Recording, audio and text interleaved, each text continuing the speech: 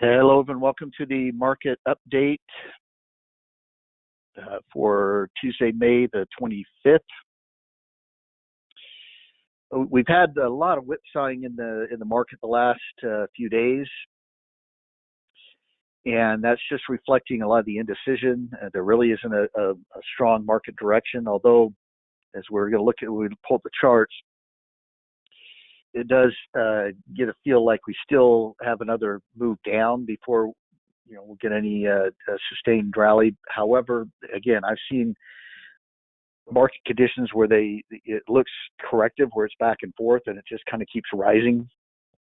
So I don't have it ruled that out yet, but again, when you look at the context of the charts, it still has that look of needing another sell-off. And I've talked about this a number of times that sell-off tends to wake up the buyers. When you get this back and forth, it's a reflection of the decision, and it's usually a reflection of the lack of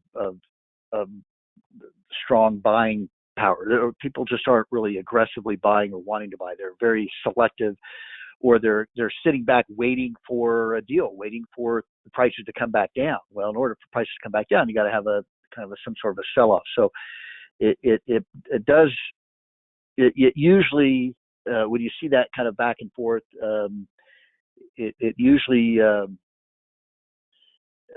is warning you that the buyers just aren't there, and it might take a sell-off to kind of wake them up. And so sometimes what I'll do is just kind of sit on the sidelines, wait until I kind of see that selling take place, a little bit of fear in the marketplace, and then I'll start looking at areas where I want to get into. As far as the direction alerts, we're moving into an area, and this kind of reflects what I've just been talking about, where we've got kind of a tired market condition, with momentum moving up above breadth right here. It's just barely moved up above breadth. Whenever you have sentiment above momentum, and both of those are above breadth, which is just below here, it indicates a kind of a tired market condition. And that's definitely kind of what we're seeing here, and reflective of the way the price action in the market has been going the last couple of weeks now. We'll see how long that lasts. Like I said, usually if you get some sort of a strong move, a strong sell-off or something like that, it'll usually start sparking the buying interest again. As far as the individual indicators, you can see momentum's moved up pretty dramatically from the last time. We were over here in the hold range last week, when we were showing that momentum had been slipping. Breadth is still in the high range here, and sentiment is still in the high range there, but nothing extreme. We're not seeing any extreme condition. And so if the market decides to rally from here, and kind of start taking off, that's what you'd start looking for, is because we're pretty close to it, do we start getting into these extreme ranges where that can also signal a pullback that could be close when you get into those extreme ranges, and particularly on the far right side of those extreme ranges. The buy-sell ratios is reflective of the back and forth. We've been just kind of crossed above here and then crossed back below here. We're just kind of whipsawing back and forth. But that's definitely not showing any sort of extreme condition there. And then sentiment starting to rise, as you can see right here. And we're still a ways away from that extreme range there. But like I said, if the market started to take off from here, you could see those indicators getting to those extreme ranges pretty quick. Let's take a look at the individual charts.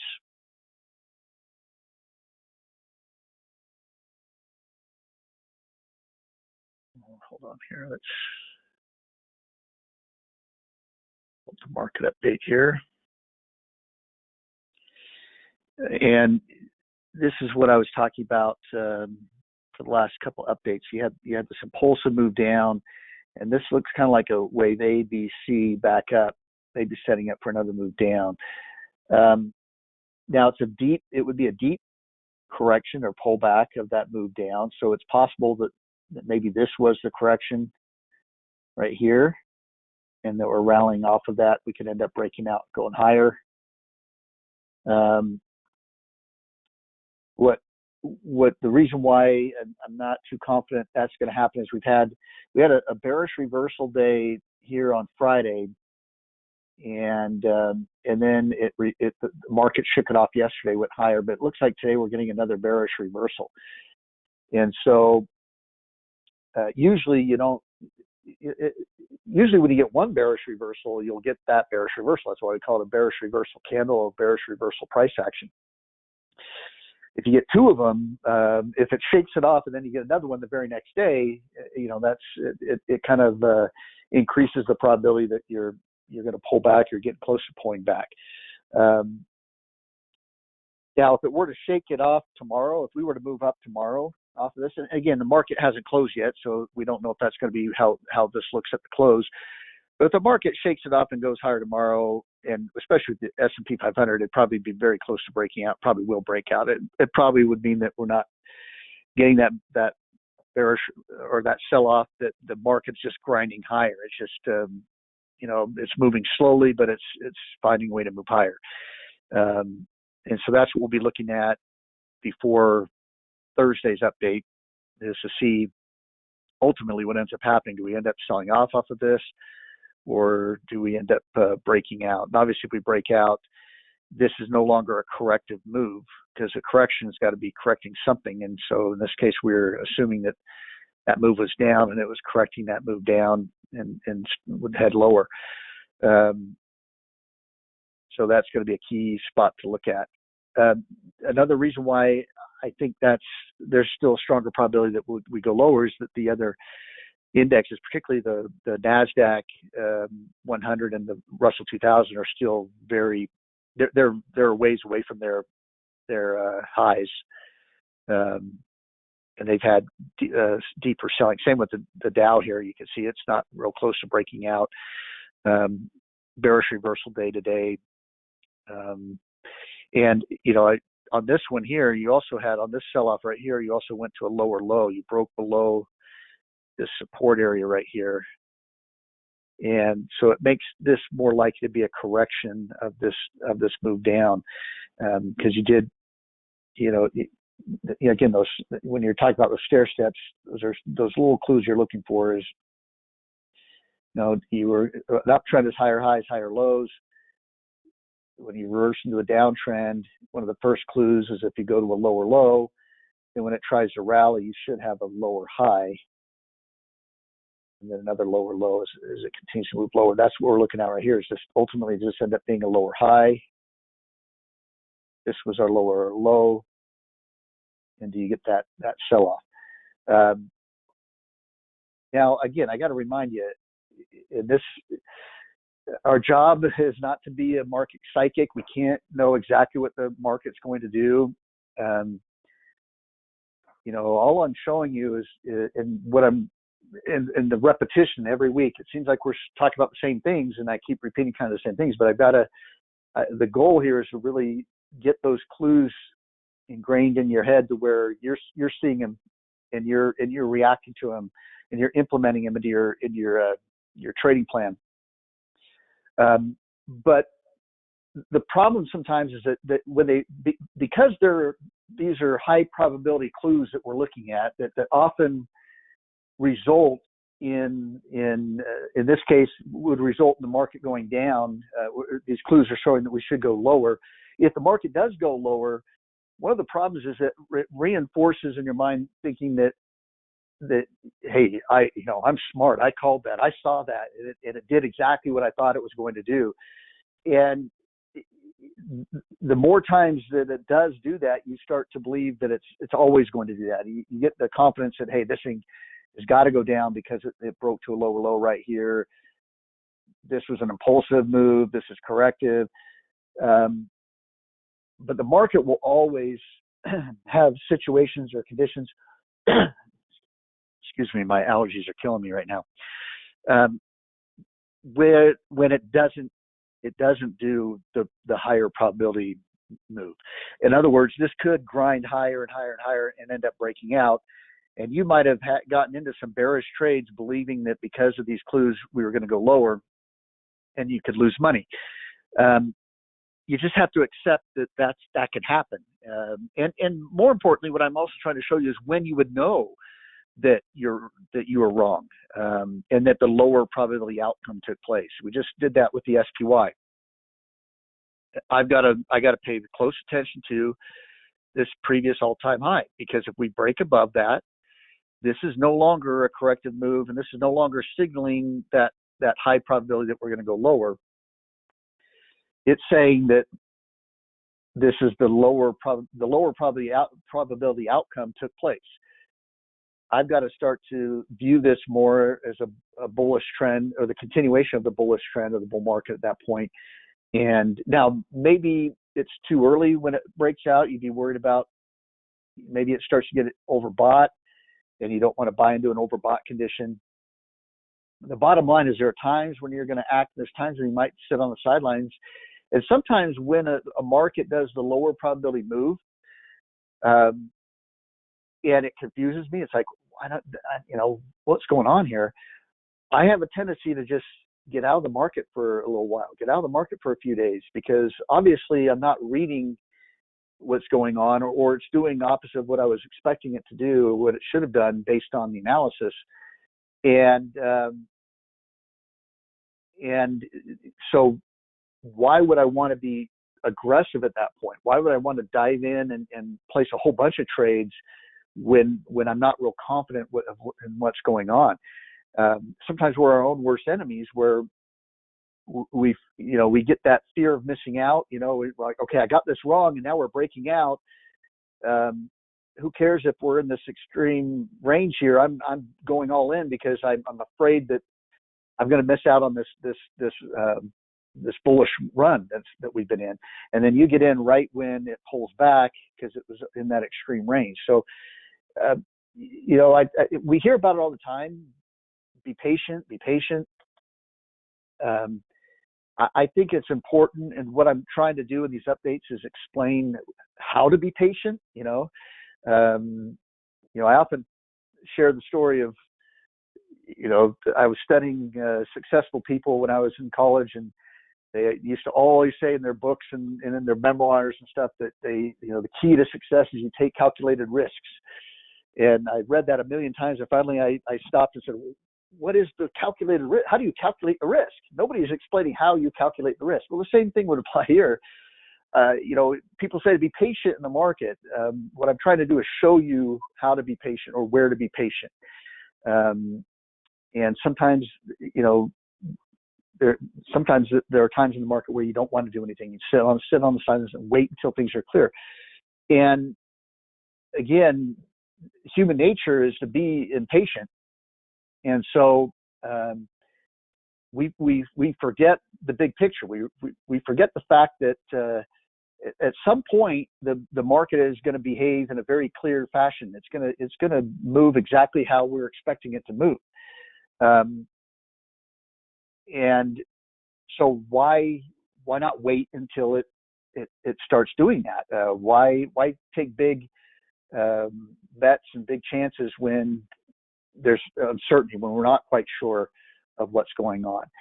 And so I guess that's maybe the lesson of the day, I guess, is to remember that you don't always have to make a trade or always have to be involved in the market. You can, especially when things aren't real clear and you're not understanding what's going on. All right, so let's go to some of the other charts here. The Qs I talked about. This had the strongest bearish reversal on Friday. In fact, I bought put options on the Qs thinking for sure we were going to at least open lower on Monday, and I was going to make something out of that. And sure enough, it just completely reversed it. But we're getting another bearish reversal today. Again, it's quite a ways away from its all-time high, which still makes me assume that this is that bearish ABC pattern right here. Although the C leg right here is getting, usually wave A and wave C are about the same length. Wave C is a little bit longer than wave A.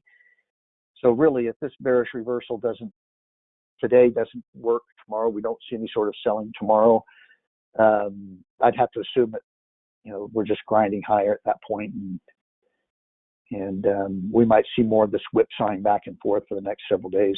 And then the Russell, again, this is the most bearish looking of them all. You have this longer term bearish head and shoulders pattern. You got this neckline down here. You had this kind of sharper move down. This is looking like a bearish correction back up. But again, you're getting these bearish reversals that aren't reversing. Could this continue to grind higher? Yeah, it's possible. So a lot of indecision going on in the market. You go on to the other charts. Bonds have started to rally a little bit. Now, we haven't broken the downtrend yet, but this is going to be a key area right here. We touched this area about 3 times in the past, right here, right here, right here. If we end up breaking above there, that'd be a higher high. This would be a higher low, and it could be that we're in a little bit of a trend reversal. Bonds have been in a longer term downtrend for a while, so I think that would be pretty significant if it looks like there could be. Now, it could be that this is a larger correction, like a wave A, wave B, wave C, and then it drops. But that would definitely increase the probability that bonds are reversing trend, at least in the near term, if they can break above that high. Where it is right now, though, we're in no man's land. You haven't gone to a lower low yet. You haven't gone to a higher high yet. You're right in the middle. So we can maybe check on that on Thursday to see if it's come any closer to one of those key areas there, breaking above the resistance or below the support. But it is possible that it's in that trend reversal. We'll keep an eye on that. Move over to gold. I talked about gold continuing to look like it wants to go higher, and sure enough, it has. Another big move today. Now, this consolidation right in the middle here did back it off. It was in that extreme range. It backed off of that a little bit, but it's pretty close to get back in that extreme range again. But remember what I talked about with commodities? When they take off, they tend to run for a while, and they tend to stay overbought for a while. So it looks like this trend is at least I don't see anything changing. It still looks like it's moving higher, wants to move higher. So it's clearly in an uptrend right now, and could definitely continue to go in that direction. Oil, we're still waiting for oil to break out to new high. This definitely looked corrective right into here. You've got this pretty strong resistance area, and we bumped up against it a few times right into here. Haven't really clearly broken above that, but you do have a higher low right here. So the expectation is that this should end up breaking out to the upside at some point. Now, it could stay sideways for a little while. It could kind of keep going sideways for a little bit there. So if I were trading oil, I would wait for the breakout, because if it does, it should run pretty well after that breakout, and you won't have to sit there in your trade if it's going to continue to move sideways for a few more weeks there. So if you have some oil stocks you've been watching or paying attention to, and you're waiting to get into them, you could wait for that breakout, right? Wait for it to break out first, and then maybe jump into some of those. The dollar still trending down, clearly in a downtrend, and would expect that to continue to move lower until we see any changes there. It's not yet at the extreme oversold, but it's getting close. So when it does get into this range here, we could look to see if maybe there's a bullish reversal on the horizon there. And that could be something that could end up being what the market sells off on. When the dollar is moving down, usually that tends to correlate with up markets or bullish markets. Not always that correlation, but markets tend to like a weaker dollar. At least many of the sectors in the economy tend to like the weaker dollar. And so if that starts to rally in a strong way in particular, that could be a reason the market starts selling off. If you're looking for a reason for something to happen, that could be something in the future that causes the market to rally a little, or to drop a little bit. And then last, the VIX spiked up a little bit last week, like we talked about, but it's come back down again. Although when you get down to these lower levels here and you have a little bit of a bullish reversal candle today, again, you combine that with the bearish reversal price action, and it makes you wonder if maybe we're going to drop a little bit. You might see that VIX spike up a little bit there. So that's something to keep an eye on there. But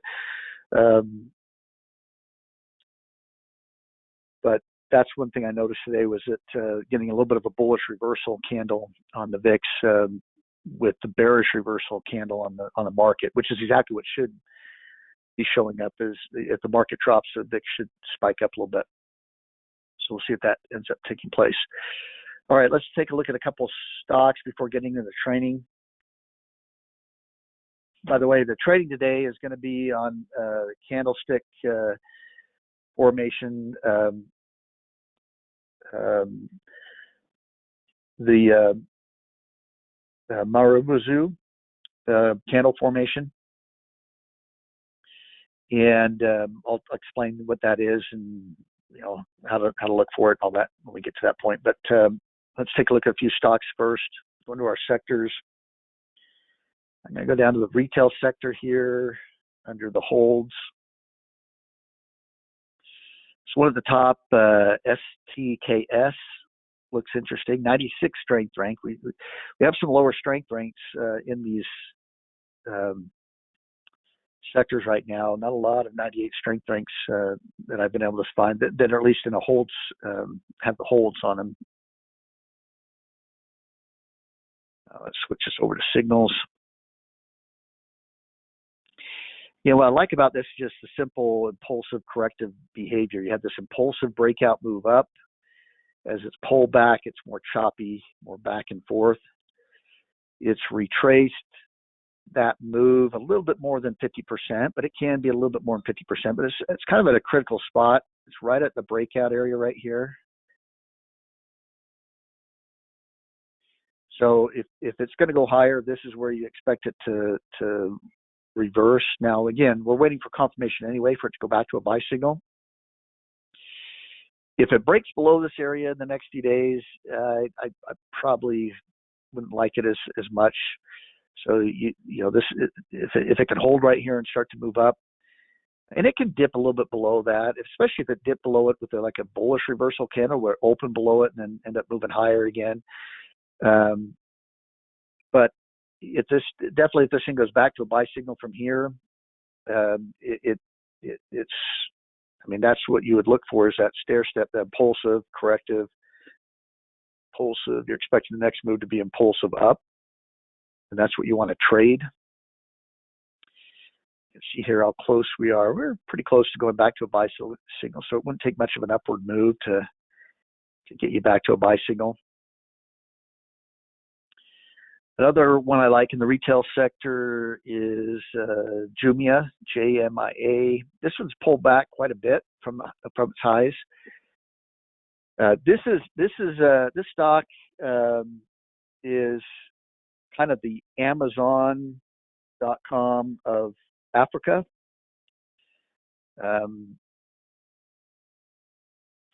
And this is one that this is one of those that there's a lot of people that think it could become pretty big, just retail, online retail anyway is the future. But what I'm noticing here on this one, obviously we've been at a sell, we're just gone back to hold. We still have a lower high right here. We don't have a higher low yet or anything like that. But the subtle thing I'm noticing here is you have this big reversal. This is a big bullish reversal candle right here. Yeah, here's where it closed the day before. It opened down here, reversed, and then it moved up from there, and then it's kind of been moving sideways right here. Again, whenever you see a stock moving sideways, you want to pay attention to the direction it was moving in before it moved sideways. That's where it's more likely to move in after it's done moving sideways. So the expectation here is that this could be it looks like it could be starting to bottom out, maybe start to move back up. Now, these are early signs. but that's why I want to kind of start paying attention to this. By the time this goes to a buy signal, you probably will have moved up a little ways from here, and it will look a little bit more maybe like an inverse head and shoulders pattern or what have you.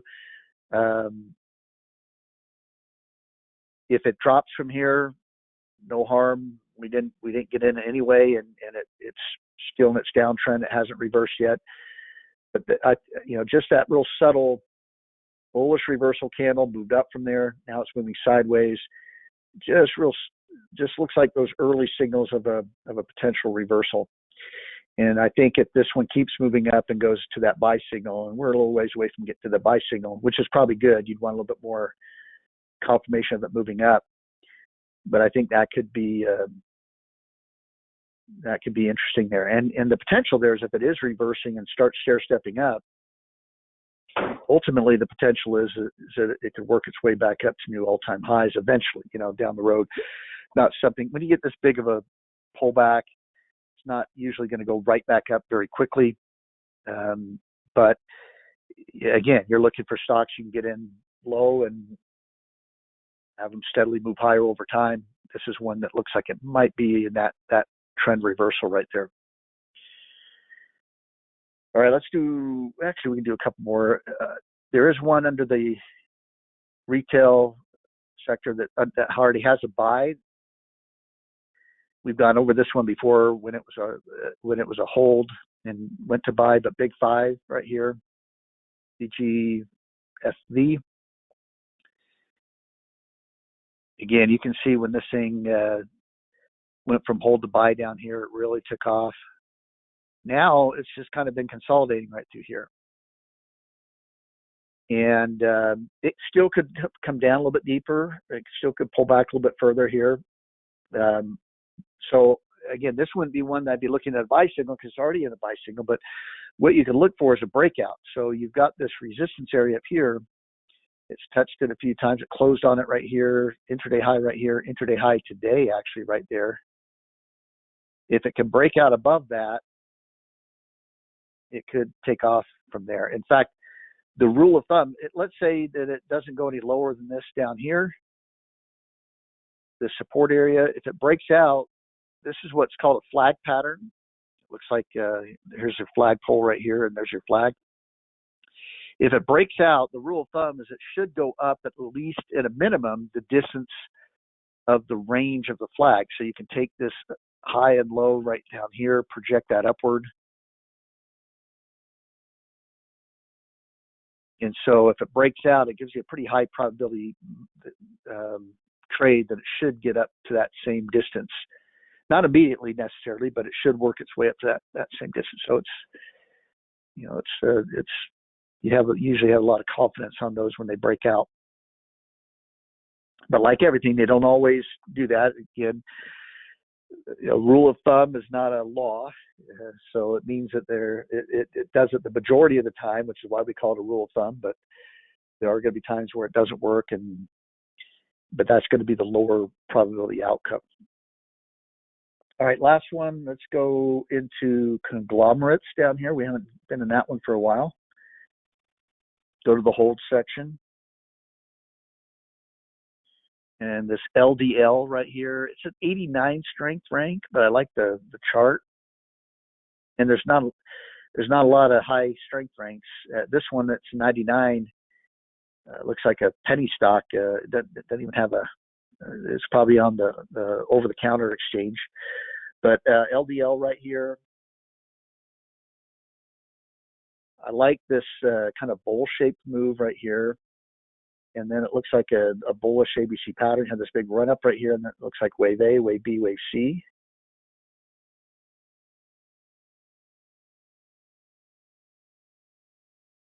Wave C looks about the same length as wave A, and it's starting to move up from there.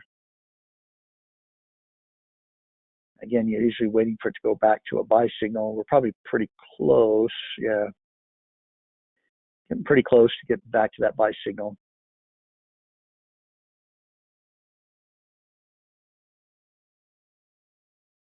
And if it does go back to that buy signal, then this low is going to be important because that would be your higher low right there. we're going to go back to a buy signal and then come back down below that level, you'd want to stop out because now it still could be a corrective move. It could still be end up going higher, but it starts to increase the uncertainty at that point. You're expected to take off from here. By the way, another reason why I think that's completed is because if this is wave A, remember what we call wave B. Wave B is the suckers rally. Notice how this went to a buy signal right here, and then came right back down, went lower. That's what usually happens in a wave B. You get that first pullback, and everyone thinks that's the buy the dip moment, and that's what creates that wave B. So wave B, that's why we call it the suckers rallies. It looks like it's going to take off, and then it has one more move down. But then that's why I think it's kind of flushed out those other weaker buyers, and I think this is getting ready to take off again. We'll see, but I like that pattern right there. All right, let's get into the trading for today.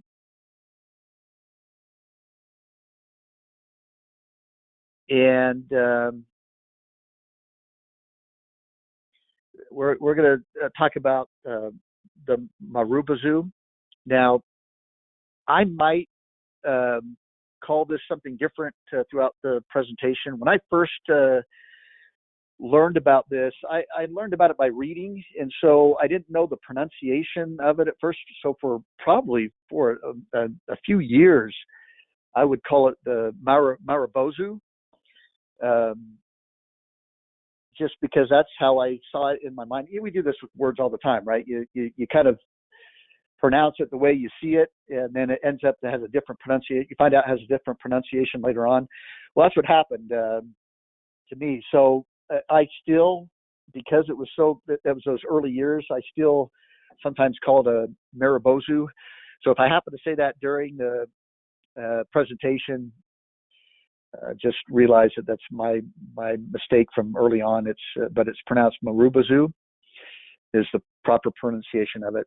Again, I don't care what you call it as long as you understand the price action here. But there's what this is it's when you have the ultimate definition, and here it talks about white or black Marubozu, but it could be that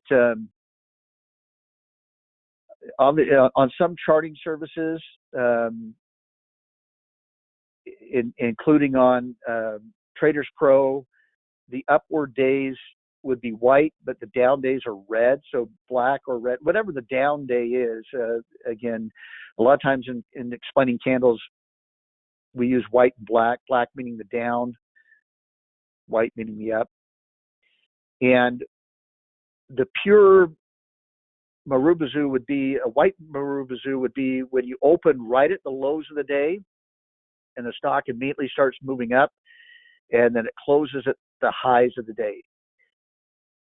Now, it's rare to find that type of price action, but what it's showing you is that the buyers were there all day long. There was no sellers to push it lower at the open, and it closed right at the highs of the day, meaning the only reason why the buyer stopped buying is because the market closed. Okay. Now, that's usually, it's a reflection of a strong bullish day. Okay. Buyers were very strong, and that's what you really have to understand about this pattern day. It's just showing you that buyers were very strong that day, and the opposite would be true of the black Marubozu. Is if it opened at the high of the day and immediately started selling off, and the selling continued. And again, the only reason why they stopped selling was the market closed. It closed at the lows of the day. That reflects strong selling pressure. The sellers were in control the whole day. Now, aside from that, you hear me talk about a lot with these candle formations is a lot of what the expectation is based on context. When I see this formation, it's telling me, like if I see a white Marubozu, it's telling me the buyers were really strong that day. But where is that taking place? If I've been already moving up The stock's been going up, up, up, up, up. And then I have this white Marubozu closes at the highs of the day up here. Now that's telling me the buyers are strong all day. However, the context of that is it's showing up at the end of this run-up. It could be that that's the final buyers are coming in. It's an exhaustion of the buying.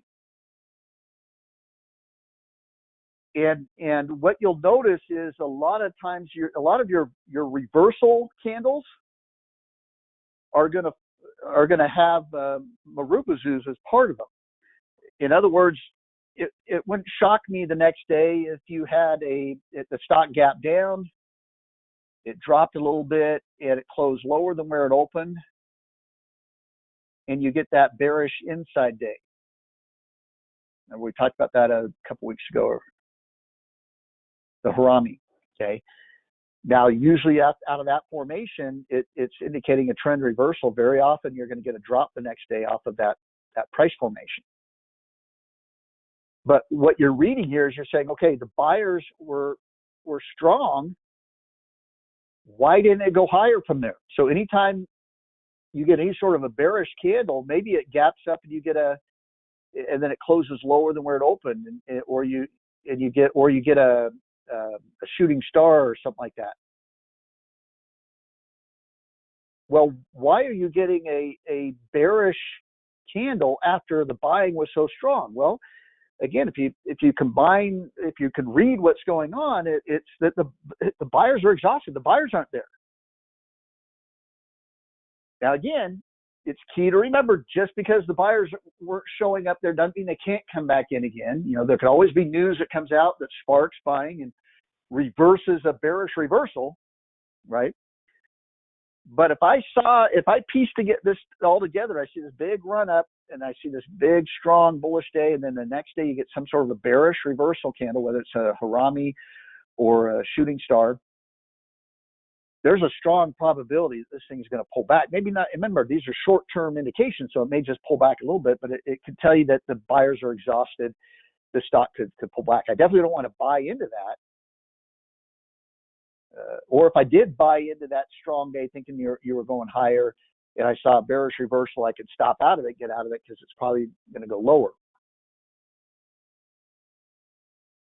On the other hand, what if you get a move down and the stock gaps down at the open and then immediately starts going up and the buyers are all day long and it closes at the high of the day? Well, again, the context of that, you're saying this thing was dropping. The sellers are probably exhausted. This thing opened at the lows of the day, closed at the highs of the day. That I'd love to buy that because this thing has a very high probability of going higher from there. And again, the opposite would be true for the black Marubozu. If I was dropping already and then I had this, it opened the day right at the highs of the day and closed at the lows of the day. This was black or red. It could mean that the selling is exhausted, and I would look to see maybe you're going to get a gap up, you get a bullish Harami, or you get a hammer formation where it gapped down the next day and then dropped, sold off, and then came right back up.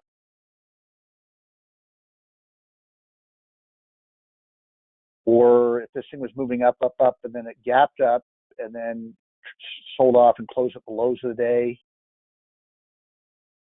that would tell me that the buyers are exhausted. This thing, that the sellers are getting strength. This thing could be reversing into a downtrend.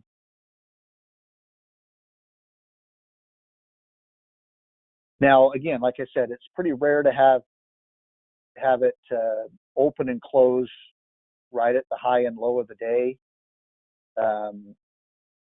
So the variation of this is you can have what we call a closing Marubozu. There we go. I'm going to say it.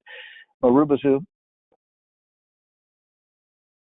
So in this case, it opened down here. It traded a little bit lower for the day, but then the buyers came in, pushed it all the way up, and it closed right at the highs of the day. It's going to have the similar. It's going to have just a similar effect of the white Marubozu. Is It closed at the highs of the day, did have a little bit of a move lower. Sellers did sell off a little bit in the beginning, but it closed strong. Again, the context, though, of where it's showing up, that's going to be kind of key. And what happens the next day is going to be kind of key, okay?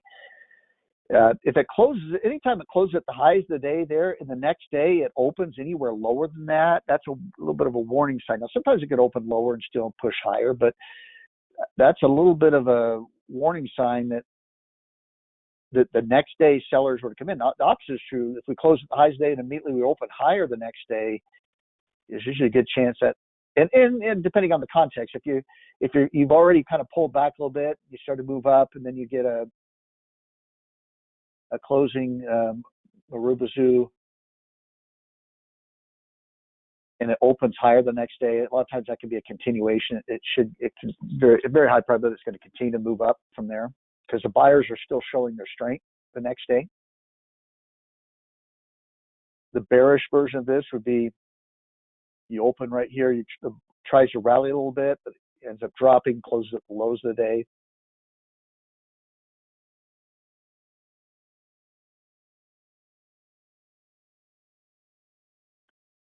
And then the opposite would be the opening Marubozu, where it opened right at the low of the day. Buyers push it all the way up, push it up here to a high, but then the sellers close it down a little bit. And then the opposite would be if it opens right at the highs of the day, drops, buyers push it up a little bit into the close. So this is the opening Marubozu. Now these, actually, I like to, when I think there's potential for this, I like to day trade these. Sometimes if I see a stock open, and usually what I'll do is I'll wait about 10 or 15 minutes, because there can be a little bit of back and forth in the beginning of the day. Maybe sometimes a little bit longer than that, depending on if I still think it's has room to run. If it opens right at the lows day and takes off really strong, I'm not going to chase it. But if it kind of hovers down here and it looks like it's holding that opening price is holding as the low of the day, and the market's been open for 20 minutes or a half hour, sometimes what I'll do is I'll do options with this, where I'll buy a call option, and then my stop is going to be if it goes below that low, because if it goes below that low, it's not a opening Marubozu, right? I'd want to stop out. But a lot of times it's showing that early strength, that the buyers have held that opening price during that first 20 or 30 minutes of the market day. And a lot of times that thing will start taking off throughout the day, and you'll get a nice little day trade out of it with a real tight stop. If it were to come back below that, you were probably wrong, okay, about that being an opening Marubozu. Same thing with bearish trades. Opens right at the high of the day. And a lot of times I'll look at this if the stock's been moving up and then it gaps up, and that's the high of the day, it starts selling off a little bit. I sometimes will buy a put option, stop out if it goes higher than that opening price, and sometimes you'll get a nice long down day out of it and can make a little bit of money. And I use the leverage of the option to increase the return a little bit there. Don't do that if you haven't practiced it or anything, but again, the concept of that trade is based off of just understanding this concept that if it fails to go higher than that opening price, there's a good chance that the sellers are strong that day, and that thing could drop throughout the day. And if it doesn't, I'm going to stop out as soon as it goes higher, because that would tell me it's not a Marubozu. Okay. All right, let's take a look at some examples of this. And like I said, you're more likely to find the opening or closing Marubozus. And when you do find them, you kind of want to look at the context of it as well.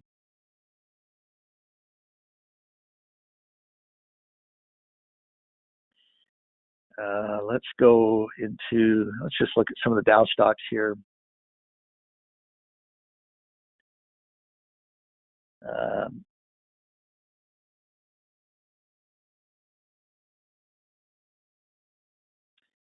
if we look at an opening Marubozu, actually, let's look at the closing Marubozu here on Apple. There's one. Actually, this is pretty much a black Marubozu right here. Had a little bit of a, I don't know if that's a little bit of a shadow or not, but that you can see it open and close, basically high and low of the day. Next day, it gapped down, opened lower off of that, and buyers, you get a little bit of a bullish reversal candle. Now, that's not a Marubozu right here, but it had already been moving down when you got this move. So this shows a little bit of an exhaustive gap down and then reversal, although it moved a little bit lower that day, but it did kind of reverse off of that.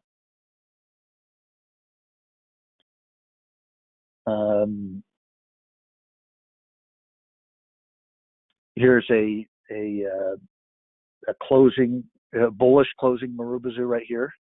So it opened right here, it dropped down a little bit, closed right at the highs of the day.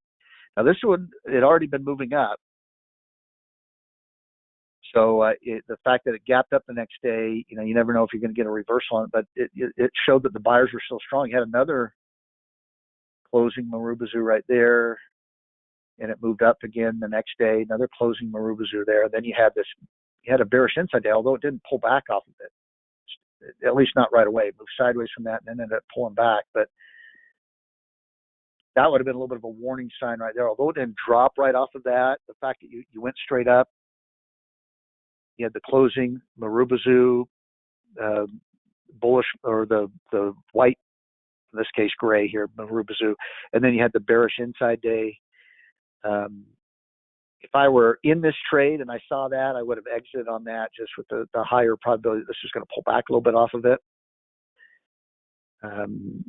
It was showing a bearish reversal. And although it did, like I said, although it did move a little bit higher there, in fact, it moved a little bit higher the next day and then had a bearish engulfing right there. It didn't reverse off of that either, but eventually it did. These were kind of warning signs that upward trend was exhausting, that the sellers were starting to gain a little bit of control.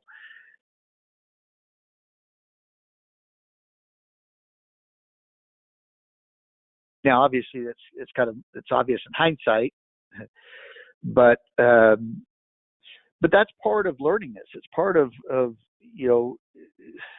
that's why I think it's important to look back on charts and see if there were clues. I always look to see if there were clues when reversals took place, because that's how you learn to recognize it. And you learn that, and also what's important when you look back at the past is you learn that sometimes they don't work. Sometimes it doesn't do exactly what the candle was suggesting, and that reinforces the fact that we're not looking for certainty. We're looking for probabilities. But usually you'll find that most of the time it's going to follow that price action, and that's what gives you confidence in trading it. Let's look at let's look at some opening Marubozus. Let's go to American Express here, and we look.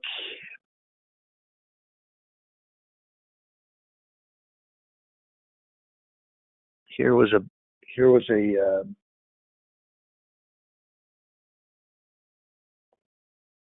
where is it? Here was a closing. Oh no, we're looking at the opening, right? Opening Marubozu. Okay, let's go back here. Here's an opening. In fact, here's a full just white Marubozu right here.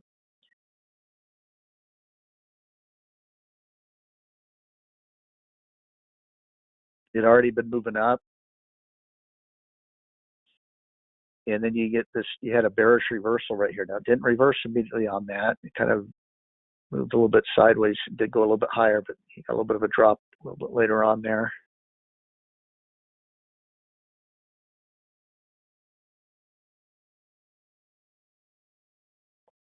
Here's an opening Marubozu.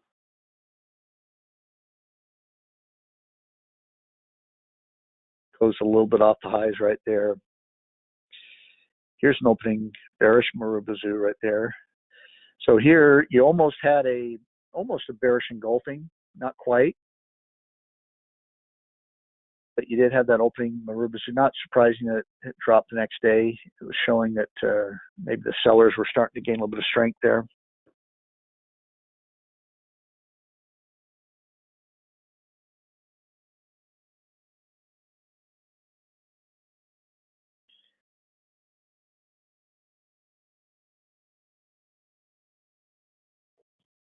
So again, the bottom line is that, you know, understanding that, you know, in an opening Marubozu, it's telling you that if it's moving up from that open, the buyers were strong right from the start.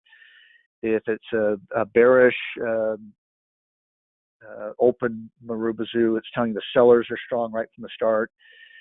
Again, you can recognize that early in the trading day. Do you see it just moving right from that open price? It could be creating that Marubozu. Now, typically Marubozus are going to be big. They're going to be big days, big moves. On some of these, you could close at the highs of the day, but they were real compact. That's not a real strong Marubozu typically. But you know, that's something you look for. Like for instance, let's say the stock dropped right here and you get a hammer formation. A real strong hammer formation. In fact, the strongest hammer formation is if you gapped. Here's where you opened right here. You drop, the sellers pushed it all the way back down, and then the buyers pushed it all the way back up right into the close. They closed right at the highs of the day. And you did it on higher volume.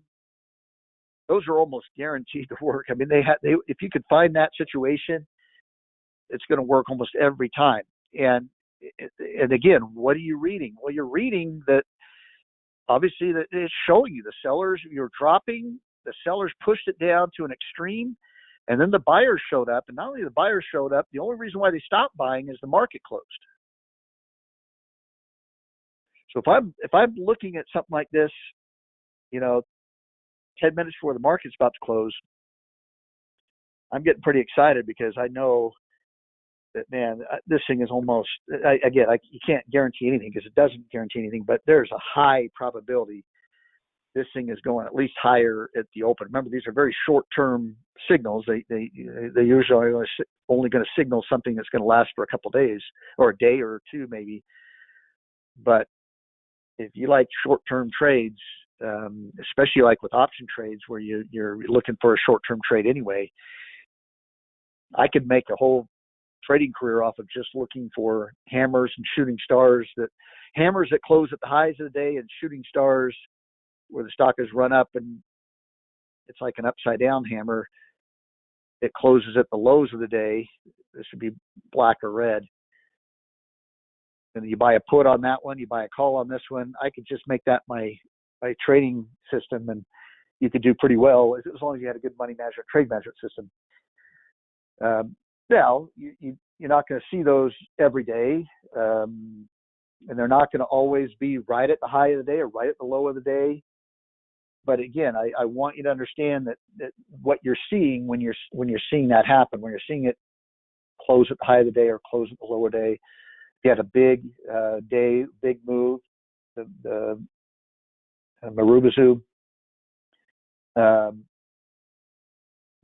you know what that means, what's going on there, and that's really the point of explaining it today, is just make sure you understand the price action, the back and forth that's going on. And is it showing that buyers are winning that day or sellers are winning that day? All right. And you can find plenty of these. Just go and look at some of these Dow stocks. I only went into a couple here, but you'll find them. They tend to be all over the place. And again, look for the context of where they're showing up, what happened afterwards. Did you get, a signal that sellers were coming in after a run up, buyers were coming in after a drop? All right, that's it. Thanks, everyone. Have a great week. We'll see you Thursday for the stock specific class. Bye now.